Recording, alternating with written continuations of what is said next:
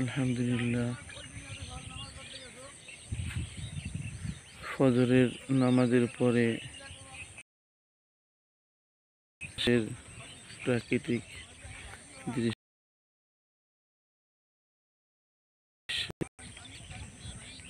এটা দেখার মতোই দৃশ্য।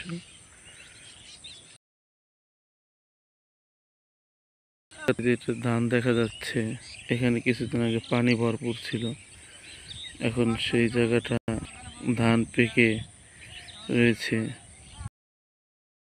এই ধান কৃষকের মুখে হাসি করবে। আর এটা হলো আমাদের এলাকার পাকা রাস্তার পরে মাঠের মধ্যে যাওয়ার জন্য যে কাঁচা রাস্তা, সেটি এটাও সুন্দর। তো ওই যে দেখা যাচ্ছে রাস্তা কাটাচ্ছে, এই পাশে ও ধান এটাও পাকার উপক্রম হয়েছে। ওই যে খালের মধ্যে এখনো কিছু পানি দেখা যাচ্ছে, আবার কিছু কিছু জায়গা ধান কেটে তারা ফেলে রেখেছে, একটু শুকানোর পরে নিয়ে যাবে।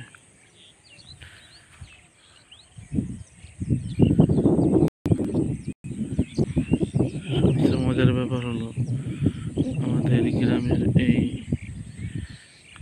আমাদের আঞ্চলিক ভাষায় এটাকে চক বলে, একটু বিশাল মাঠ, তো অকল্পনীয়। যেই মাঠটা পরিধি অনেক বড়, দেখে বুঝতে পারছেন যে কত বড় মাঠ এটা হতে পারে।